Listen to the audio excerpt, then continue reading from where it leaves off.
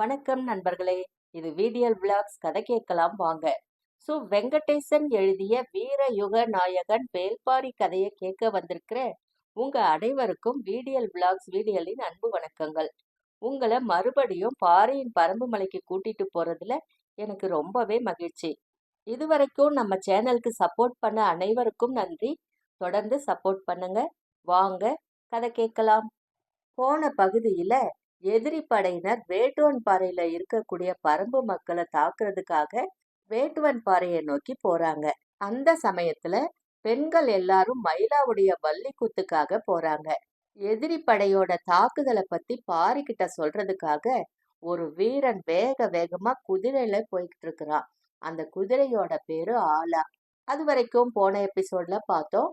அதுக்கப்புறம் என்ன நடந்துச்சுன்னு இந்த எபிசோட்ல பார்க்கலாம். வீர யுக நாயகன் வேல்பாரி பகுதி 85. தன் மகன் இளமாறனோட மரணத்துக்கு பரம்பு வீரர்களே காரணம் அப்படின்றது தெரிஞ்சதும் மையூர் கிழார் வெஞ்சனம் உரைக்கிறாரு. பரம்புக்கு எதிரான போரில் நானும் பங்கெடுத்து பகை முடிப்பேன் அப்படின்னு முழங்குறாரு. காற்றை போல இணையற்ற வேகத்துல போகக்கூடிய இளமாறனோட குதிரையான ஆலா வேட்டுவன் பாறையில இருக்கு அப்படின்றது அவர் வெஞ்சினம் உரைத்து நீண்ட நாட்கள் கழித்துதான் தெரிய வருது. ஒண்ணுக்கும் மேற்பட்ட ஆட்களை அனுப்பி பார்த்து வர சொல்றாரு. எல்லாரும் அதையே உறுதிப்படுத்துறாங்க. வைப்பூர் துறைமுகத்தின் மீதான தாக்குதல்ல வேட்டுவன் பாறை வீரர்களே பங்கெடுத்திருந்தாங்க அப்படின்றத எல்லா வகையிலும் தெரிஞ்சுக்கிட்டாரு மையூர் கிழார். நீலனோட வீரத்தை பத்தி மலை மக்கள் எல்லாருக்குமே தெரியும். அதனால ஆலாவை கைப்பற்ற தகுந்த பதிலடி கொடுக்க பொருத்தமான நேரத்துக்காக காத்துட்டு இருந்தாரு. வேட்டுவன் பாறையில் என்னதான் நடக்குது அப்படின்னு தொடர்ந்து கவனிச்சிட்டு இருந்தாரு. மயிலாவுக்கான நிறைசூழ் விழாவை பத்தி எல்லாருக்கும் தெரியும். இந்த விழாவுக்காக நாகக்கரட்டில் இருக்கும் நீலன் உள்ளிட்ட வீரர்கள் வேட்டுவன் பாறைக்கு வருவாங்க. போர் சூழல் இருக்கிறதால எண்ணிக்கையில குறைவான வீரர்களே இந்த விழாவுல பங்கெடுப்பாங்க. ஆனா நீலன் உறுதியா பங்கெடுப்பான் அப்படின்னு எல்லா செய்திகளையும் திரட்டி வச்சிருந்தாரு மையூர் கிழார். அந்த அடிப்படையில தான் இந்த தாக்குதல் வடிவமைக்கப்பட்டது. கருங்கை வாணனோட திட்டமிடல் மையூர் கிழார் கிட்ட கூட பகிர்ந்து கொள்ளாததா இருந்தது. யட்சினி வழிபாட்டுக்கான ஏற்பாடுகள் தான் முழு வேகத்துல நடந்துகிட்டு இருந்துச்சு. போருக்கான தொடக்க சடங்குல தனக்கு வழங்கப்பட்டுள்ள பொறுப்பை நினைச்சு பெருமிதத்தோடு இயங்கிக்கிட்டு இருந்தாரு. அன்னைக்கு நண்பகல் அவரை வரவழைக்க கருங்கை வாணன், நீலனை நன்கு அடையாளம் தெரிந்த 2 வீரர்களை அனுப்பி வையுங்கள் அப்படின்றான். யட்சினிக்கான சடங்கு நடக்கும்போது இருவரை எதற்காக கேட்கிறார் அப்படின்னு நினைச்சுக்கிட்டே 2 வீரர்களை அனுப்பி வைக்கிறாரு. கார் இருளின் நள்ளிரவில் யட்சினி வழிபாட்டின் உச்சத்துல பவளவந்திகையின் குருதி பீரிட்டு தெரிக்குது. போர் நிலமெங்கும் பேரிகைகள் முழங்குது. வேட்டுவன் பாறையின் அடிவாரத்துல இந்த ஓசையை எதிர்பார்த்தே கருங்கை வாணன் காத்துட்டு இருந்தான். பேரிகைகள் முழங்கின உடனே தனது படைக்கான உத்தரவை பிறப்பிக்கிறான். 3 திசைகளிலிருந்தும் அவங்க மேலேறிட்டு இருந்தாங்க. எதிர்பார்த்ததை விட கடும் தாக்குதலை சந்திக்க நேர்ந்தது. தாக்குதலை எதிர்கொண்டபடி மிக நிதானமாகவே மேலேறிட்டு இருந்தான் கருங்கை வாணன். வடதிசையில இருந்த துடிச்சாத்தன் கருங்கை வாணன் அளவுக்கு கூட முன்னேறல. ஆனா தென் திசையில திதியனோ கருங்கை வாணனை விட 2 பனை உயரத்துக்கு மேலேறி இருந்தான். படைகள் இப்படி சமநிலையற்று முன்னேறுவது எதிரிகளுக்கு வாய்ப்பா அமைஞ்சிரும். துடிச்சாத்தன் ஏன் இவ்வளவு பின்தங்கி இருக்கிறான் அப்படின்ற கவலை கூட பெரிதா இல்ல. திதியனின் செயல்தான் அதிக கவலை அளிப்பதா இருந்துச்சு. அவன் ஏறக்குறைய வேட்டுவன் பாறையின் மேல்நிலைக்க போயிட்டான். சற்றே பதற்றமான கருங்கை வாணன் அவனை பொறுத்திருக்க சொல்ல முயற்சி செய்றான். ஆனா நீலன் தலைமையிலான வீரர்கள் நடத்தும் தாக்குதல் மிக கடுமையா இருந்துச்சு. தாக்குதலை எதிர்கொண்டு தாக்கு பிடிக்கிறதே பெரும்பாடா இருந்துச்சு. எவ்வளவு தாக்கினாலும் எதிரிகள் மேலேறிக்கிட்டு இருந்தாங்க அப்படின்றத கவனித்தபடியே தாக்குதலை மேலும் தீவிரப்படுத்துறான் நீலன். சோமக்கிழவனின் திசையில் எதிரிகள் மிகவும் கீழ்நிலையில இருக்கிறாங்க. ஆனா புங்கனின் திசையில் எதிரிகள் மிகவும் மேலேறிய நிலையை அடைஞ்சிருந்தாங்க அப்படின்றது தெரிஞ்சதும் என்ன செய்யலாம் அப்படின்னு சிந்திக்கிறான் நீலன். சோமக்கிழவனின் பக்கம் இருக்கும் 3 வீரர்களை இந்த பக்கம் அனுப்பலாமா அப்படின்னு சிந்திக்கும் போதுதான் கொற்றனின் நினைவு வருது. அவன் மிகச் சிறியவன். எதிரிகள் மேலேறிட்டு இருந்தாங்க. இனி தாக்குதல் மிக கடுமையா இருக்கும். காலம்பன் மகனுக்கு எந்தவித ஆபத்தும் நேர்ந்து விடக்கூடாது அப்படின்னு நினைச்ச நீலன் சட்டென சோமக்கிழவனின் திசை நோக்கி ஓடுறான். விரைந்து வந்த நீலன் கொற்றனை தனியே கூப்பிடுறான். பாறைகளை முடிந்த அளவுக்கு தூக்கி தள்ளிக்கிட்டு இருந்த கொற்றன் மறுதிசையில தாக்குதல் தொடுக்க அழைக்கிறான் அப்படின்னு நினைச்சு வேகமா மேலேறி வந்தான். வேட்டுவன் பாறையின் மேலே குடில்களுக்கு இடையே ஆங்காங்கே பந்தங்கள் எரிஞ்சுக்கிட்டு இருந்துச்சு. தாக்குதலின் ஓசையும் விடாம கேட்டுக்கிட்டே இருந்தது. ஆனா இதையெல்லாம் மீறி வெளிப்பட்டுக்கிட்டு இருந்தது வள்ளிக்கானத்தில் நடைபெறும் கூத்தின் ஓசை. கொற்றனை தனியா அழைச்சிட்டு வந்த நீலன் பின்புறம் போற ஒத்தையடி பாதையை காட்டி, இந்த வழியில ஒரு பொழுது நடந்தா அருவியும் அதன் அடிவாரத்தில் பெரும் பாறைகளும் இருக்கும். நீ அங்கு போய்விட்டால் யாராலும் அதற்குள் வந்து உன்னை கண்டறிய முடியாது. நாளை காலை வரை நீ அங்கேயே இரு. விடிந்ததும் ஊருக்கு வா அப்படின்னு சொல்றான். எதிரிகளோடு கடும் மோதல் நடந்துகிட்டு இருக்கும்போது தன்னை மட்டும் ஏன் தனியே காட்டுக்குள்ள போக சொல்றான் அப்படின்னு கொற்றனுக்கு புரியல. எல்லாவற்றையும் சொல்லி புரிய வைப்பதற்கு நேரமில்லை. கொற்றன் விழித்து கொண்டு நின்றதை பார்த்த உடனே நீலன், காலையில் வந்து உன்னிடம் விளக்கமாக சொல்கிறேன், இப்போது புறப்படு அப்படின்னு சொல்றான். மனமே இல்லாம அவன் சொன்ன பாதையை நோக்கி புறப்பட்டான் கொற்றன். அவன் புறப்பட்டு போன பிறகு நீலன் மீண்டும் கிழக்கு திசை நோக்கி ஓடத் தொடங்குறான். 3 திசைகளிலிருந்தும் தாக்குதலின் ஓசை அதிகமாகிக்கிட்டே இருந்துச்சு. தென் திசையின் ஓசை மிகவும் மேலேறி கேட்டது. புங்கனோட தலைமையிலான வீரர்கள் வேந்தர் படையின் தாக்குதலை தடுக்க முடியாம பின்னோக்கி வந்துகிட்டே இருந்தாங்க. பெருங்குரல் எழுப்பியபடி திதியன் முன்னேறிக்கிட்டு இருந்தான். காரமலையை நோக்கி விரைந்து கொண்டிருந்த கொற்றன் எதிரிகளின் ஓசை இவ்வளவு அருகில் கேட்கிறதே அப்படின்னு நினைச்சு சற்றே திரும்பி பார்க்கறான். பந்தத்தின் ஒளியில் சீறிக் கொண்டிருந்த திதியனோட முகம் நேரெதிரே தெரியுது. ஓடிக்கிட்டு இருந்த கொற்றன் அந்த முகத்தை பார்த்த கணத்துல உறைஞ்சி போய் நின்னான். நினைவுகளால மூச்சு முட்டுது. தம்பிகளோடு சேர்ந்து தன்னையும் கால்களை கட்டி தலை கீழா தொங்க விட்டவன், கையில் சிக்கியவர்களை எல்லாம் கொன்று குவித்தவன், கதறி துடித்த பெண்களை எல்லாம் கழுத்தை அறுத்து வீசியவன், கண் முன்னால் ஊரையே வேட்டையாடி தீர்த்தவன். உறைந்து நின்ற கொற்றனுக்கு என்ன செய்யறதுன்னே தெரியல. ஆனால் நீலன் சொன்ன பாதையை நோக்கி ஓட கால்கள் மறுக்குது. புங்கனால் திதியனின் தாக்குதலை எதிர்கொள்ள முடியல. கொஞ்சம் கொஞ்சமா பின்னோக்கி நகர்ந்து வந்துகிட்டே இருந்தான். வேந்தர் படையணிக்கு தலைமை தாங்கிய திதியனின் உறுதிப்பாடு புங்கனை நிலைகுலைய செய்யுது. அவன் எந்த தாக்குதலையும் கண்டு அஞ்சாம முன்னோக்கி வந்துகிட்டே இருந்தான். அவனை கட்டுப்படுத்த எந்த வழியிலும் புங்கனால முடியல. திதியன் ஏறக்குறைய மேல்நிலைக்கே வந்துட்டான். அவனது வருகையை எதிர்பார்த்தபடி தோதகத்தி மரத்தின் கிளையின் மேலே ஏறி மறைந்து பார்த்துக்கிட்டு இருந்தான் கொற்றன். தாக்குதலை எதிர்கொள்ள முடியாம புங்கன் மேலும் மேலும் பின்னோக்கி நகர்ந்து வந்துகிட்டு இருந்தான். திதியன் சரியான இடத்துக்கு வரும் வரையில காத்துட்டு இருந்தான் கொற்றன். அன்னைக்கு தலைகீழாய் கட்டி தொங்க விடப்பட்ட நிலையில தன்னையும் தம்பிகளையும் சுட்டி காட்டி அம்பு வீசிக்கொள் அப்படின்னு கொக்கரித்தவனோட தலையை உச்சியில் தொங்கியவாறு எந்த கோணத்தில் கொற்றன் பார்த்தானோ அவன் தலை இப்போது அதே கோணத்தில் தனக்கு நேர் கீழே வந்து நிக்கிறத பாக்குறான் கொற்றன். இந்த கணத்தை எதிர்பார்த்துதான் இவ்வளவு நேரமும் கொப்போடு கொப்பா ஒட்டி கிடந்தான். எந்தவித ஓசையும் எழுப்பாம கொடியை பிடித்தபடி உச்சி கொப்பிலிருந்து கீழ் நோக்கி குதிக்கிறான். ஏதோ ஓசை கேட்கிறதே அப்படின்னு நினைச்ச திதியன் சட்டென மேல் நோக்கி அண்ணாந்து பார்க்கும்போது கூர்வாளின் முழு முனையும் அவனது முகத்தில் கிழித்து கொண்டு நெஞ்சு கூட்டுக்குள்ள இறங்குது. திதியனோடு வந்தவங்க சற்றும் எதிர்பார்க்காத தாக்குதலா இருந்தது. தங்கள் படை அணித்தலைவன் மண்ணில் சாய்ந்த கணத்துல என்ன செய்யறது அப்படின்னு தெரியாம திகைச்ச போது விழிப்படைந்த புங்கன் வீறு கொண்டு தாக்கி முன்னோக்கி நகரத் தொடங்குறான். நிலைமையை எதிர்கொள்ள முடியாம வேந்தர் படை வீரர்கள் கொஞ்சம் பின்னோக்கி இறங்குறாங்க. ஆனா திதியனோடு சாய்ந்து கிடந்த கொற்றனின் உடலில் எண்ணில்லாத ஈட்டிகள் இறங்கியிருந்தன. யட்சினி வழிபாடு பற்றி கபிலர் சொன்னதும் அடுத்து செய்ய வேண்டிய வேலைகளை பத்தி தீவிரமா சிந்திக்க தொடங்குறான் முடியன்.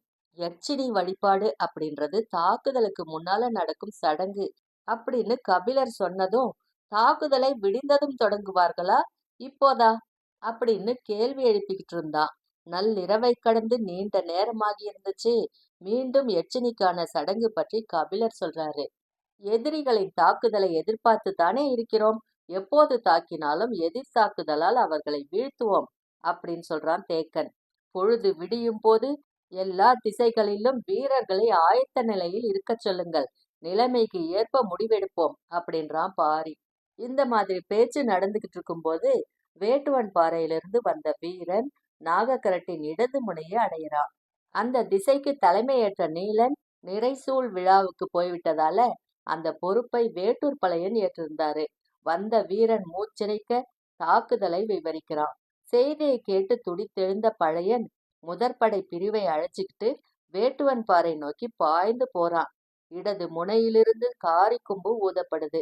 ஏதோ பிரச்சனை அப்படின்றது நாகக்கரட்டின் மேல் இருந்த 5 பேருக்கும் தெரியுது. 5 பேரும் குதிரையில ஏறி காரி கொம்பு ஊதப்பட்ட இடதுபுறத்தை நோக்கி வேகமா வராங்க. ஏதோ நடந்திருக்கு அப்படின்றது மட்டும் புரியுது. என்ன அப்படின்றத கணிக்க முடியல. வீரன் எதிர்பட்டான். நடந்து கொண்டிருக்கும் தாக்குதலை அவன் விவரித்த போது அனைவரும் பேரதிர்ச்சிக்கு உள்ளாகுறாங்க. வீரன் சொல்லி முடிக்கும் போதே நீலனை காக்க பாய்ந்து ஓடணும்னு தோணுது பாரியோட மனம். அதை உணர்ந்த வாரிக்கையன், பாரி இங்கே இருக்கட்டும், தேக்கனும் முடியனும் புறப்படுங்கள் அப்படின்னு சொல்றாரு. பாரி மறுசொல் சொல்லும் முன்னாலேயே பெருங்குரலில் எல்லோரையும் வேட்டுவன் பாறையை நோக்கி திருப்பிவிட்டு எதிரியின் தாக்குதல் இந்த திசையில் அமைய வாய்ப்பிருக்கிறது அப்படின்னு சொல்றான் தேக்கன். ஒரு நிமிஷம் கூட காத்திருக்காம குதிரையை தட்டி விரட்டுறான். முடியனும் வீரர்களும் பின்தொடர்றாங்க. இமைக்கும் நேரத்துக்குள்ள முடிவுகள் எடுக்கப்பட்டது. குதிரையின் காலடி குளம்பிலிருந்து தெரித்த மண் துகள் கபிலரின் நெற்றியில் பட்ட போதுதான் சுய நினைவுக்கே வராரு. எதிரிகள் 3 திசைகளிலிருந்தும் வேட்டுவன் பாறையின் மேல் நிலையை நெருங்கிட்டாங்க. பரம்பின் தரப்பில் தாக்குதல் தொடுத்த வீரர்களின் எண்ணிக்கை பாதியா குறைஞ்சிருச்சு. இனியும் தாக்குதல் உத்திய மாற்றாம இருக்கக்கூடாது அப்படின்னு நினைச்ச நீலன் பின்னோக்கி போறான். குடில்களின் மேற்கூரைகளை எல்லாம் இழுத்து கீழே போடுங்கள். காய்ந்த மரங்கள், கட்டைகள் எல்லாவற்றையும் கொண்டு பெரும் வட்டத்தை உருவாக்குங்கள் அப்படின்னு சொல்லிட்டு மீண்டும் தாக்குதல் முனைக்கு ஓடுறான். மேல் நிலையில நின்னுட்டு இருந்த வீரர்கள் குடில்களின் மேற்கூரைகளை எல்லாம் கீழே சரிச்சாங்க. திண்ணைகளிலும் முற்றத்திலும் இருக்கும் பெரும் பெரும் கட்டைகளை பொருத்தமான இடைவெளிகளை போட்டு நிரப்புறாங்க. மீண்டும் மீண்டும் வந்து என்ன செய்ய வேண்டும் அப்படின்னு சொல்லிக்கிட்டே தாக்குதல் தொடுத்த கிழக்கு முனைக்கு ஓடுறான் நீலன். வேட்டுவன் பாறையின் மந்தையை சுற்றி பெரும் வட்டத்தில் கூரைகளையும் மரங்களையும் கட்டைகளையும் கொண்ட ஒரு அரணை உருவாக்கிய பின்னால எல்லோரையும் உள்ளே வர சொல்றான் நீலன். வேட்டுவன் பாறையை சேர்ந்த எஞ்சிய வீரர்கள் எல்லாரும் உள்ள வந்த பிறகு எல்லா திசைகளிலும் ஒரே நேரத்துல தீயிடுறான். தீ கங்குகள் வெடித்து மேலேற தொடங்குது. பாறை சரிவுகளின் வழியே 3 பக்கங்களிலிருந்து மேலேறிய வேந்தர் படை வேட்டுவன் பாறை முழுக்க குடில்கள் தீப்பிடித்து எரிவதை பார்த்து திகைச்சு நிக்கிறாங்க. எதிரிகள் தனது கைகளில் சிக்காமல் குடில்களுக்கு தீ வைத்து விட்டு காட்டுக்குள் தப்பி ஓடிவிட்டனர் அப்படின்னு நினைக்கிறான் கருங்கைவாணன். எந்த திசையிலிருந்தும் ஊருக்குள் நெருங்க முடியல. கூரைகளில் பற்றிய நெருப்பு பெருங்கட்டைகளை சுற்றி வளைத்து கொண்டது. ஊர்தோறும் தீக்களியை தாழி நிறைய சேகரித்து வைத்திருப்பது பரம்பின் வழக்கம். இடது தோளிலும் காலிலுமாக 2 அம்புகள் தைத்த நிலையிலும் இயங்கக்கூடிய திறனோடு இருந்தான் சோமக்கிழவன். அவன்தான் தீக்களியை நீர்விட்டு பிசைந்து எஞ்சி இருக்கும் 8 வீரர்களின் உடலில் பூசுறான். தீ நன்றாக பற்றி நாலாபுறமும் சீறி எரிவது வரை அவங்க காத்துட்டு இருந்தாங்க. யார் யார் எந்த திசையின் வழியே வெளியேறி போய் தாக்கணும் அப்படின்னு வழிகாட்டுறான் நீலன். வேந்தர் படை அடுத்து என்ன செய்யறது அப்படின்னு முடிவெடுக்க முடியாம நின்னுட்டு இருக்கும் போது நெருப்பை பிளந்து கொண்டு பரம்பு வீரர்கள் வெளிப்படுறாங்க. 2 கைகளிலும் 2 வாட்கள் ஏந்தியபடி படைக்குள் தாவிய அவர்கள் மின்னல் வேகத்தில் சிக்கியவர்களை எல்லாம் வெட்டி சரித்துவிட்டு மீண்டும் நெருப்புக்குள் புகுந்து மறையிறாங்க. நடுங்கி போனது வேந்தர் படை. நெருப்பை பிளந்து எதிரிகள் வெளியேறி வந்து தாக்குதல் தொடுக்கின்றனர் அப்படின்றத யாராலும் நினைச்சு கூட பார்க்க முடியல. 2 வாட்களோடு வெளிவந்த நீலன் கன நேரத்துல 10க்கும் மேற்பட்டோரை சீவி எறிந்துவிட்டு மீண்டும் தீக்குள்ள புகுந்தான். வீரர்களோட பேரோலத்தை கேட்டு ஓடி வரான் கருங்கைவாணன். நெருப்புக்குள்ளிருந்து வெளியேறி வந்து தாக்குதல் நடத்திவிட்டு மீண்டும் உள்ளே போய் விடுகின்றனர் அப்படின்னு மற்ற வீரர்கள் சொல்றாங்க. மிரண்டு போய் பார்க்கறான் கருங்கைவாணன். எல்லா திசைகளிலும் பற்றி எரிஞ்சுக்கிட்டு இருந்துச்சு. உள்ளே போனவன் எந்த வழியில் போனான் அப்படின்னு கேட்கிறான் கருங்கைவாணன். உடனிருந்த வீரர்கள் அவன் தாக்குதல் நடத்தி திரும்பிய இடத்தை காமிக்கிறாங்க. மனிதன் நுழைந்து வெளியேறும் அளவுக்கு அந்த இடத்தில் நெருப்பு சிறுத்து எரிகிறதா அப்படின்னு கொஞ்சம் உத்து பார்க்கறான் கருங்கைவாணன். ஆனால் ஆள் உயரத்துக்கு மேலாக நெருப்பின் கீற்றுகள் மேல் எழுந்துகிட்டு இருந்துச்சு. இதற்குள்ளிருந்து எப்படி வெளிவந்து மீண்டும் உள்ளே போக முடியும் அப்படின்றது புரியாத குழப்பத்துல மிரண்டு நிக்கிறான். தாக்குதல் நடத்திட்டு வீரர்கள் உள்ளே வந்ததும் அவங்க வந்த நெருப்பின் தடத்துக்குள்ள ஏற்கனவே ஆயத்த நிலையில இருந்த வீரர்கள் மிளகு குடுவையை உருட்டி விடுறாங்க. குடுவையில் தீப்பொறி பட்டவுடன் சூடேறும். கன நேரத்தில் பெரும் சத்தத்தோடு வெடிக்கும். நெருப்பு கங்குகள் எல்லா பக்கத்திலும் தெறிக்கும். நீலன் நெருப்புக்குள் நுழைந்த இடத்த கருங்கைவாணன் உத்து பார்த்துக்கிட்டு இருக்கும் போதுதான் மிளகு குடுவை வெடித்து சிதறுது. முகமெல்லாம் கங்கு துளிகள் தெறித்து விழ துடிச்சு போறான் கருங்கைவாணன். உடனடியாக கருங்கைவாணனுக்கு மற்றவர்கள் உதவி கொண்டிருந்த போது சற்று தொலைவில் நெருப்புக்குள் இருந்து வெளிவந்த வீரன் ஒருவன் இரு வாட்களை கொண்டு வெட்டி சரித்து விட்டு மீண்டும் நெருப்புக்குள்ள நுழையிறான். வேந்தர் படை உறைஞ்சு போய் நிக்குது. எதிரிகள் தாக்குதலை எந்த திசையிலிருந்து எப்படி நடத்துறாங்க அப்படின்றது புரியாத புதிரா இருந்துச்சு. வடக்கு பக்கத்துல நெருப்பை பிளந்து வெளியேறும் மனிதர்களை கண்டவுடன் துடிச்சாத்தன் செயலற்று நிக்கிறான். வெளியேறியவர்களின் வாழ்வீச்சில் குருதி பொங்கி தெறிக்குது. மனித முயற்சிக்கு அப்பாற்பட்ட செயலை பரம்பு வீரர்கள் செஞ்சுக்கிட்டு இருக்கிறாங்க. இனியும் நாம் இங்க இருக்கிறது எந்த வகையிலும் நல்லதில்ல அப்படின்னு யோசிச்ச துடிச்சாத்தன் கருங்கைவாணனை நோக்கி வேகமா போறான். வீரர்கள் சுற்றி நிற்க நெருப்பை விட்டு மிகவும் தள்ளி பாறை ஒண்ணு மேல கருங்கைவாணன் உட்கார்ந்திருந்தான். அவனது முகத்தை துணி கொண்டு மூடி இளைப்பாற செஞ்சுக்கிட்டு இருந்தாங்க. தாக்குதல் நடத்திட்டு உள்ளே வரும் வீரர்களின் உடலில் தீக்களி காய்ந்தோ உதிர்ந்தோ போயிருந்தா மீண்டும் தீக்களியை பூசி தாக்குதலுக்கு ஆயத்தம் செய்யும் வேலையை செஞ்சுக்கிட்டு இருந்தான் சோமக்கிழவன். நீலன், புங்கன், மேலும் இருவர் அப்படின்னு 4 பேர் தான் தீக்களி பூசி இரு வாட்கள் ஏந்தி எதிரிகளை வெட்டி சாய்ச்சிக்கிட்டு இருந்தாங்க. மற்ற மூவரும் மிளகு குடுவையை நெருப்புக்குள் இங்கும் அங்குமாக வீசி எரிஞ்சுக்கிட்டு இருந்தாங்க. என்ன நடக்குது அப்படின்னு எதிரிகள் தெரிஞ்சுக்கிறதுக்கு முன்னாலேயே பரம்பு வீரர்கள் 4 பேரும் 5 முறைக்கும் மேலே சென்று தாக்கி விட்டு மீண்டும் நெருப்புக்குள்ள திரும்பி இருந்தாங்க. ஒவ்வொரு வீரனும் 10க்கும் மேற்பட்டோரை வெட்டி சாய்ச்சிருந்தான்.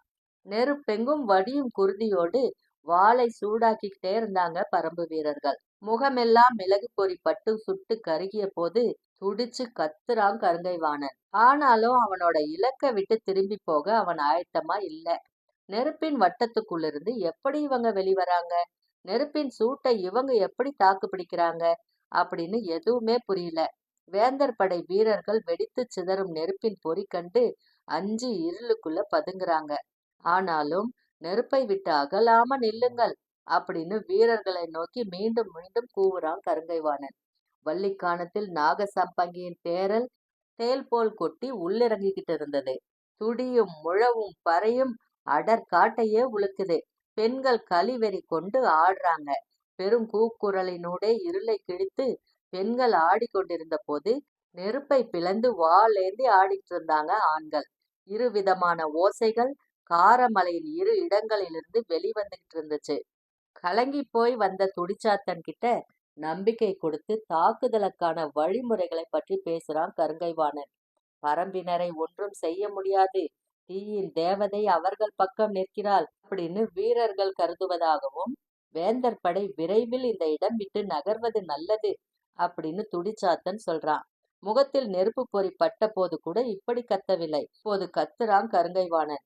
நான் வந்த வேலையை முடிக்காமல் திரும்பினால் வேந்தர்களின் பெரும் படைக்கு தலைமை தாங்கும் தகுதியை இழந்தவனாவேன். எனது உயிரே போனாலும் வெற்றி கொள்ளாமல் இந்த இடம் விட்டு திரும்ப மாட்டேன் அப்படின்னு நரம்பு புடைக்க கத்துறான். எதிரிகளை கண்டு அஞ்சாதீர்கள், அவர்களும் நம்மை போல் மனிதர்கள்தான். நெருப்புக்குள் நீண்ட நேரம் தாக்கு பிடிக்க முடியாது. விரைவில் வெளிவந்துதான் தீர வேண்டும். அந்த கணத்துக்காக காத்திருப்போம். உரிய நேரத்தில் ஒன்றுபட்டு தாக்குதல் கொடுத்தால் அவர்களை வீழ்த்திவிட முடியும் அப்படின்னு பாறையின் மீது நின்று முழங்குறான் கருங்கைவாணன். கட்டைகள் வெடித்து நெருப்பு பொறிகள் எங்கும் சிதறுது. வீரர்களே, நெருப்பை விட்டு மிகவும் தள்ளி நில்லுங்கள். அவர்கள் எவ்விடம் வெளியில் வருகிறார்களோ அவ்விடம் அம்பு எய்தி தாக்குங்கள். வாளால் தாக்க முயலாதீர்கள் அப்படின்னு வலப்புறமாக கத்திட்டு தென்புறம் திரும்பினான் கருங்கைவாணன். கண் இமைக்கும் நேரத்துல வெளியில வந்து மூவரின் தலைகளை சீவி எறிந்துவிட்டு மீண்டும் நெருப்புக்குள்ள நுழையிறான் நீலன். நெருப்பை கிழித்து வெளிவரும் கணத்திலிருந்து இந்த காட்சியை பார்க்கிறான் கருங்கைவாணன். தீச்சுடரே நீண்டு வந்து தலைகளை சீவிச் செல்வது போல இருந்தது. நீலனை நன்கு அடையாளம் தெரிந்த இருவரும் எந்நேரமும் கருங்கைவாணனின் அருகில் இருந்தாங்க. ஆனாலும் விடாமுயற்சியோட அங்கும் இங்குமா ஓடிட்டு இருந்தான் கருங்கைவாணன். நெருப்புக்குள் மூங்கில் கட்டைகள் வெடிப்புற்று தெறித்தபோது தெறிக்கும் நெருப்புக்குள்ளிருந்து வெளிவரான் நீலன். அவன் எதிர்ல வாளேந்திய கையை உயர்த்துறான் துடிச்சாத்தன். நீலனின் வாள்வீச்சின் வேகம் துடிச்சாத்தனின் கழுத்தில் குறுக்கிட்டு இறங்குது. தெறித்த குருதி மண்ணில் விழும் முன் நெருப்பை பிளந்து அந்த பக்கத்தை அடையிறான் நீலன். உருண்டு வந்த துடிச்சாத்தனின் தலை கருங்கைவாணனின் காலில் வந்து முட்டி நிக்குது. ஒரு கணம் அப்படியே நிக்கிறான் கருங்கைவாணன். அவன் பக்கத்துல இருந்தவன் சொன்னா, தாக்கிச் சென்றது நீலன். எந்த திசையிலிருந்தெல்லாம் பரம்பினர் வெளிவருகிறார்களோ அந்த திசையிலெல்லாம் வேந்தர் படையினர் விலகி இருந்து அம்பு எய்தாங்க. உள்ளிருந்து தாக்குதல் தொடுத்தவர்கள் ஒருவர் பின் ஒருவராக வீழத் தொடங்கினாங்க. ஆனாலும் நீலனின் வேகம் குறையவே இல்லை. புங்கன் ஈட்டியால் குத்தப்பட்டு நெருப்புக்குள் இருந்து வெளிவர முடியாமல் சாய்றான். எது கண்டும் கலங்கும் நிலையில நீலன் இல்லை. அவனோடு எஞ்சிய வீரர்கள் 2 பேர் மட்டுமே. அவங்களுக்கும் தீக்கலையை பூசிக்கிட்டு இருந்தான் சோமக்கிழவன். நெருப்புக்கு அப்பால் எந்த திசையில் சென்று தாக்கலாம் அப்படின்னு நெருப்பின் கீற்றுகளை நீலன் பார்த்துக்கிட்டு இருக்கும் போதுதான் காற்று அதிர கேட்டது காரிக்கொம்பின் ஓசை. ஒரு கணம் மனதுக்குள் மின்னல் வெட்டியதை போல மகிழ்ச்சி. 2ஆம் குன்றுக்கு அப்பால் வரும்போதே வேட்டூர் பழையன் காரிக்கொம்பை ஊதச் சொல்லிட்டான். நாங்கள் அருகில் வந்து விட்டோம் அப்படின்னு சொல்வதற்கான ஓசை அது. காரிக்கொம்பின் ஓசை கேட்ட கணம் உற்சாகத்தோட வெறி கொண்டபடி நெருப்பை பிளந்து கொண்டு வெளிவந்தான் நீலன்.